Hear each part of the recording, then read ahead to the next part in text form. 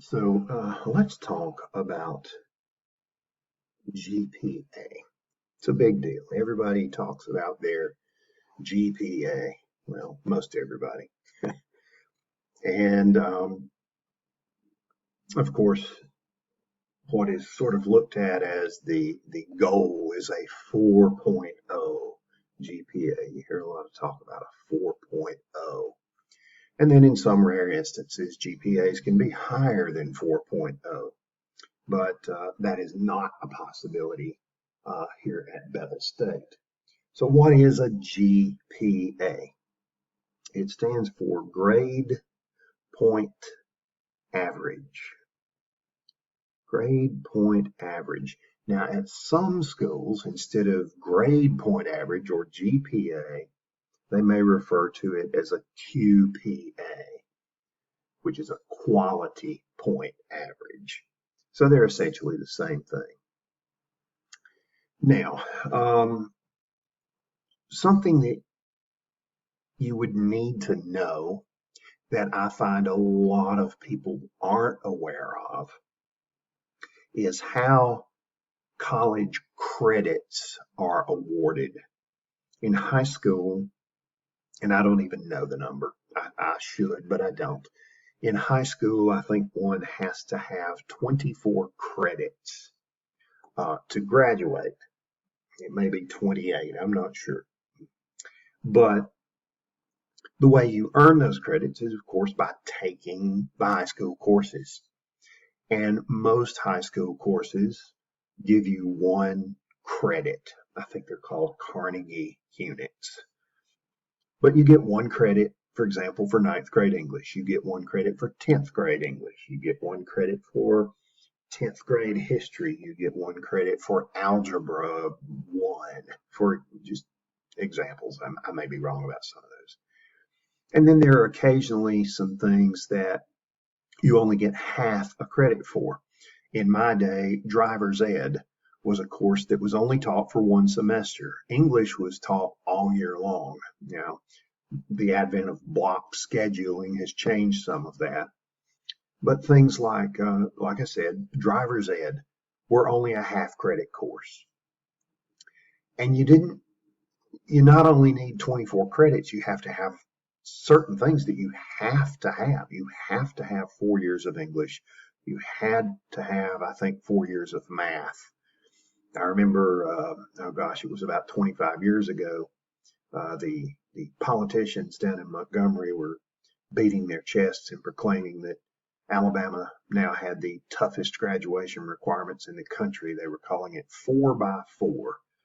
In order to graduate, every student must have 4 credits of English, math, science, and history, I believe it was.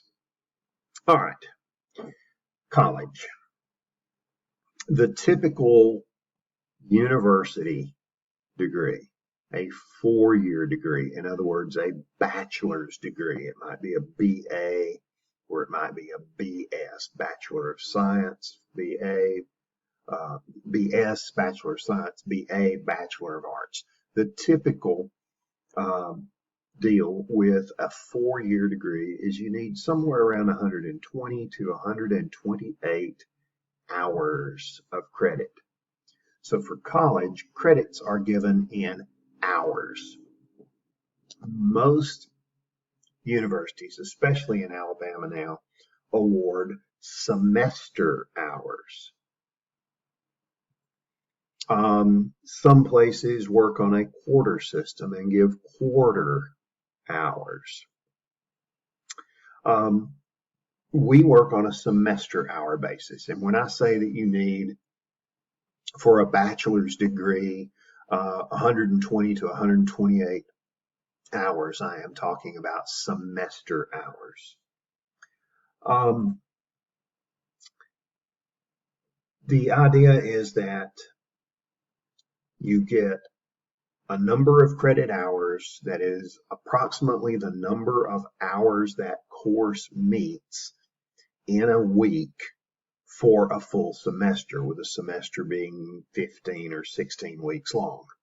That's why when you take a course in the summer at Bevel State, since it's only 10 weeks long, the class meets longer. They might class during the fall or spring semester might meet 75 minutes a day, 2 minutes a week. Well, that's 150 minutes, which is 2.5 hours, which rounds off to 3 hours. So you would get 3 hours credit for, say, an English class, a history class. Most math classes give 3 hours of credit. Science classes tend to give 4 semester hours of credit because you not only meet for the 2.5 hours of lecture, but you come back for 2 or 3 hours of lab, and you get some extra credit hours for the lab time. Now, on a quarter hour system, most of those things that give 3 semester hours give 5 quarter hours. But again, we haven't done quarter hours. We've never done quarter hours at Bevel State, and I've been here for over 25 years. Now, we worked on quarters, but we converted it and gave semester hours of credit. I think, no, I'm wrong about that. We did do quarter hours when I first started. Anyway, that's just confusing. Semester hours. Most things give 3. English classes tend to be 3. Science classes tend to be 4. Psychology, sociology, history, those all tend to give 3 hours. Orientation is a 1 semester hour course. You just meet 1 hour a week for the semester, or if it's on a mini term, you might meet 2 hours a week for the mini term. Okay, so to graduate from Bevel with an associate's degree, that might be an associate's in arts or an associate in science, you need a minimum of 60 semester hours of credit. And I've done videos before where you can go back and look at how that 60 semester hours is broken down. You can look at some degree plan videos that I've done. But let's talk now about how a GPA is calculated. So grades that you can earn. You can make an A in a course, a B, a C, a D. God forbid you fail a course. And honestly, most people who fail classes fail because they just quit. They disappear halfway through the semester, and we get to the end as a teacher, and it's like, well, Billy Smith's still on my roll, but I haven't seen Billy Smith in 10 weeks, and he took 1 test, and I don't have anything to give him a grade with. He has enough for an F.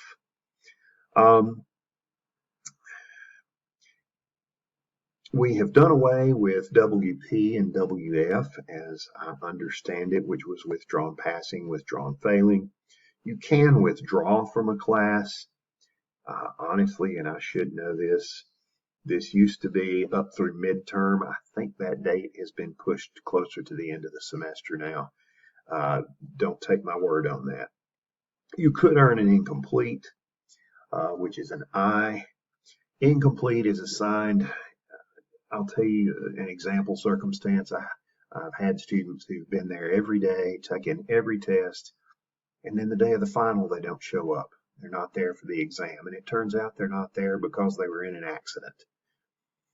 And it's time for me to turn a grade in, and I'm like, I don't know where they were. They were doing fantastic. They hadn't missed anything. They had good grades and everything, and then they didn't show up for the final. I'm going to give them the benefit of the doubt and record an incomplete.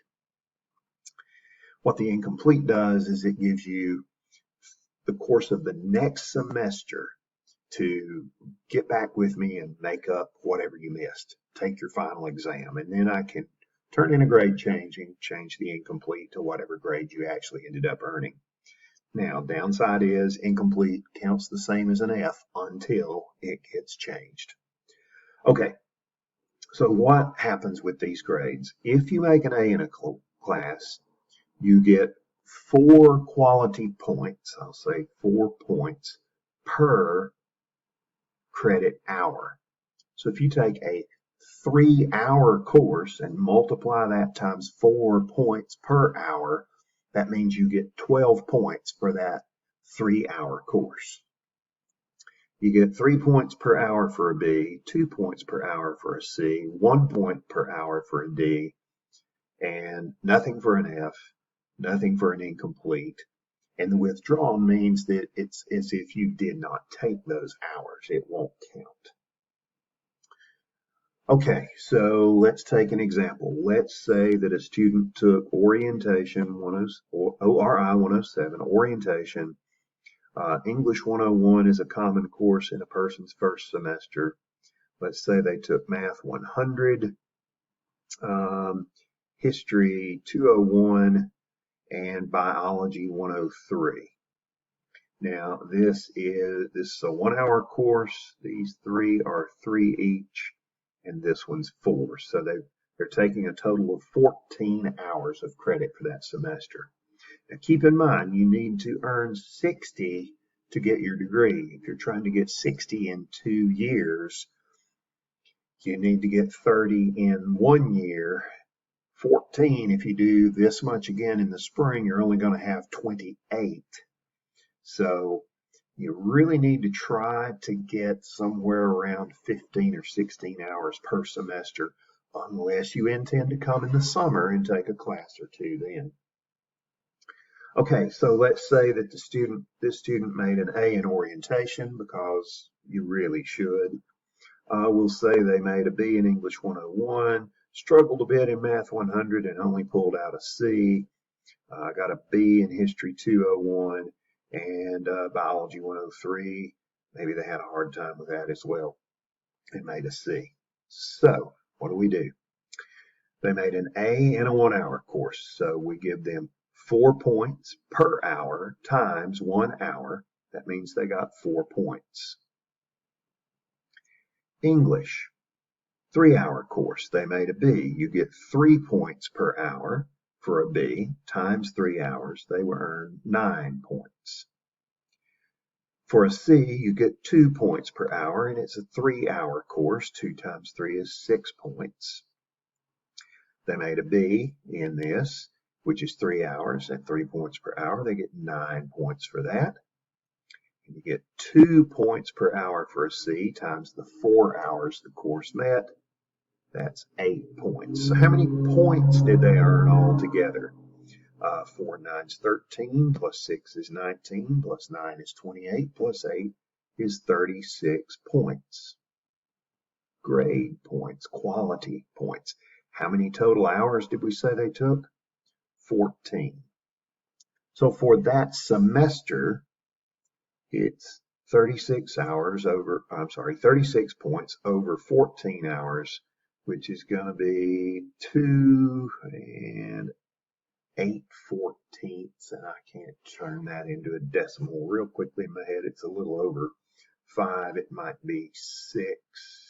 Yeah, it'll be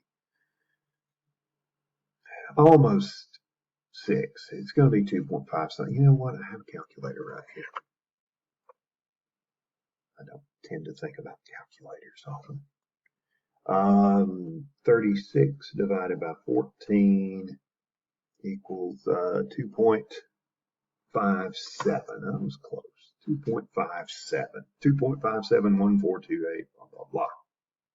So for this one semester, this student has a 2.57 GPA. All right. Now let's say they come back in the spring. Let's change colors here. In the spring, we'll say that this person takes English 102, Math 112, History 202, and Biology 104. Now that's 13, 3, 6, 9, and 4. That's 13 hours, okay? And let's say that they make an A here, they got better in English, improved in math and pulled a B out of Math 112. Let's just go for some improvement across the board here. All right, so A is 4 points for each hour, so 4 for 3, that's 12 points. 3 by 3 is 9. 3 times 3 hours for a B is 9, and 4 hours times 3 points for a B, they get 12 points for that. And so they have, let's see, that's 24 and 18. That's 42 points.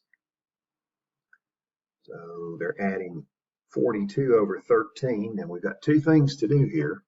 First, we're going to see their GPA for this semester, which is 42 divided by 13, and that's a 3.23.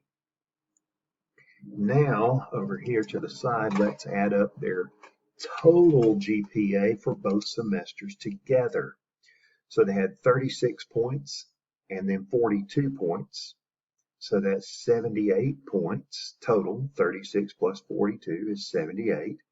And they have taken 14 and 13, 27 hours total. So they have 78 divided by 27 there. GPA now is 2.88888888. Eights go on forever, so we'll round it up to 2.89.